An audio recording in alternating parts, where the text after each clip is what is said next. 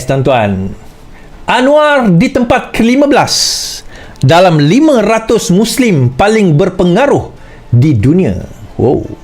Perdana Menteri Malaysia Datuk Seri Anwar Ibrahim tersenarai di tempat ke-15 dalam 500 Muslim paling berpengaruh di dunia.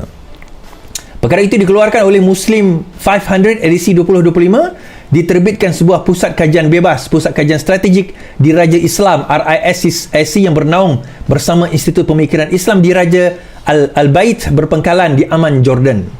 The Muslim 500 juga menyenaraikan Raja Jordan, Raja Abdullah di tempat pertama, diikuti ulama dan pengarah Al-Mustafi Tarim zaman Syekh Habib Syekh Tamim Ayatollah Said Kamini dan Raja Saudi Raja Salman Al Saud. Selain itu, Presiden Indonesia Prabowo dan pengurusi Nahdlatul Ulama Yahya turut disenarai tempat ke-18 ke-19. Okey, ini saya nak tunjuk tuan-tuan. Right.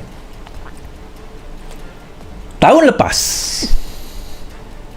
lepas 2024, di manakah kedudukan Ibrahim?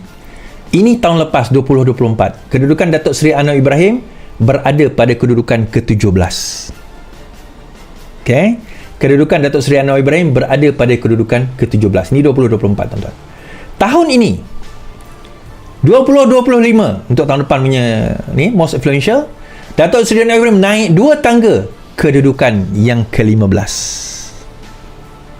Di manakah Haji Hadi Awang? Okey, kita cuba cari. Right. Muhammad Salah pun ada, tuan-tuan. Muhammad Salah nombor 39. Okey. Okey, nombor 50 Muhammad Yunus. Muhammad Yunus siapa? Cuma Melayu. Okey. Tak ada. 50 tak atas tak adalah. Saya tak tahulah kalau 500 tak atas. Saya tak tahulah kalau 500 tak atas, tapi kalau 50 tak atas tu tak ada. Kan 50 ke atas itu tak ada muka Hadi Awang, kan, ulama tersohor bagi walaun. Tapi kita cari kita cuba cari okey, setakat saya cari Hadi Awang tidak ada. Oh, ada, tuan-tuan. Ada. Tipu saya. Minta maaf, tuan-tuan. Minta maaf, Haji Hadi ada rupanya. Tapi nombor apa ni? Dia sebagai apa Preacher and Spiritual Guide. Ada. Kita kena recognize. Hadi Awang ada di Malaysia, Sub-Sahara Afrika, Asia. Zakir Naik India. Dia salah seorang, dia letak. Okey. Dia daripada parti Islamik. Okey. Dia letak ada nama. Tapi bukan top 50 lah. Ada nama dia. Kita kena berlaku adil juga, kita sebut. Tapi bukan top 50. Dia preacher saja. Diletakkan sebagai salah seorang pendakwah di Malaysia, di Asia. Okey. Tapi top 50 most influential, Datuk Seri Anwar Ibrahim. Tahniah Datuk Seri Anwar Ibrahim kerana berada di dalam top 50. Tapi itulah. Okey. Tempoh hari Nur Jazlan ada buat dua kenyataan. Satu berkenaan dengan mengatakan bahawa PH patut minta maaf kepada UMNO. Itu yang pertama. Kedua, PKR adalah parti yang tak pandai main poker. Dia menyentuh tentang isu Johor lah, kan? Tak pandai main poker, tak macam DAP, dia kata. Sebenarnya patut main mesin kuda je, dia kata. Level itu saja. Sama juga Akmal Saleh. Akmal Saleh pun kata demikian. Itu tajuk hari ni. Zahid sudah bangkit. Zahid mengemukakan satu kenyataan. Tidak perlu mohon maaf. Zahid arah pemimpin UMNO henti usik Pakatan Harapan. Presiden UMNO Ahmad Zahid Hamidi enggan memanjangkan ketegangan antara pemimpin parti-parti kerajaan. Dia justru berkata PH tidak perlu membuat sebarang permohonan maaf kepada UMNO. Manakala pemimpin UMNO pula diminta menghentikan serangan. PH tidak perlu minta maaf. Jangan usik rakan-rakan parti komponen dalam kerajaan perpaduan. Kita mesti menghormati antara satu sama lain. Yang penting, kita mesti mengekalkan keadaan dan situasi perpaduan yang ada sekarang. Jangan timbulkan sebarang masalah, tegasnya. Susulan kemenangan berturut-turut dalam dua pilihan raya kecil, anggota Majlis Tertinggi UMNO Nur Jazlan menggesa PH mohon maaf kerana berikat-ikat memberi gambaran buruk kepada partinya. Katanya keputusan PRK Johor bulan lalu menunjukkan tiada parti tunggal dalam gabungan boleh mendakwa menjadi tunjang utama dalam pakatan. Zahid juga, Timbalan Perdana Menteri Bang Ibrahim berkata, kenyataan Nur Jazlan selain Ketua Pemuda UMNO Akmal Saleh adalah kenyataan peribadi. Selagi Presiden Parti atau Ketua Parti tidak mengeluarkan sebarang kenyataan itu adalah berbentuk peribadi, katanya. Jazlan akur arahan Zahid. Takut kena gantung ke bang? Anggota Majlis Tertinggi UMNO Nur Jazlan menyatakan kesediaannya untuk menghentikan serangan terhadap PH. Keputusan itu dinyatakan kepada Malaysia kini tidak lama setelah Presiden Abdul Zahid mengeluarkan arahan supaya berhenti mengusik rakan parti. Sebagai ahli setia kepada UMNO, saya akur arahan Presiden, katanya. Zahid sebentar tadi berkata PH tidak perlu membuat sebarang permohonan maaf kepada UMNO. Saya dah buat live tempoh hari tentang perkara ini, tuan-tuan. Saya dah buat live tempoh hari tentang perkara ini. Yang perkara satu benda yang kita kena, saya cakap hari itulah kan. Bila Nur Jazlan, bila Akmal Saleh keluar kenyataan-kenyataan yang menghentam Pakatan Harapan, yang menghentam PH, sebenarnya benda itu bukan kena pada PH. Benda itu bukan damage PH, tuan-tuan. Benda itu damage Presiden dia, Zahid Hamidi. Tuan-tuan, pertama sekali, yang menghadap Perdana Menteri, yang menghadap PH, yang menghadap PKR ni siapa? Bukan dia orang. Nur Jazlan tu setakat MKT je, bertanding pun kalah. Akmal Saleh setakat adun je, bukan ahli parlimen pun. So yang nak kena menghadap ni Timbalan Perdana Menteri, iaitu Zahid Hamidi selaku Presiden Parti UMNO.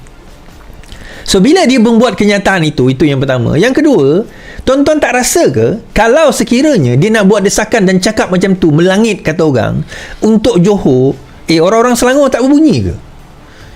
At least di Johor PKR menang 13 kerusi, tuan-tuan, 12 kerusi. Pakatan Harapan menang 12 kerusi. Di Selangor BN menang 2 kerusi je.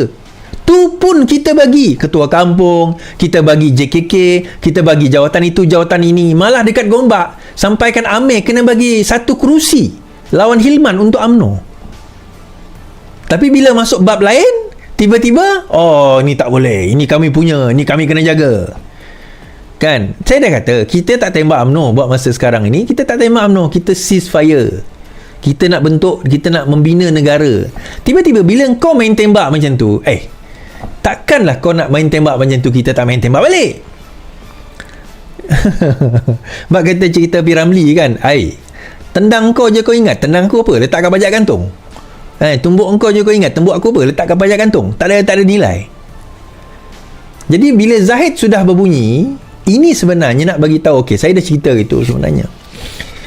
Ini dia bukan nak menguji ikatan dengan Pakatan Harapan. Ikatan tu kuat dah.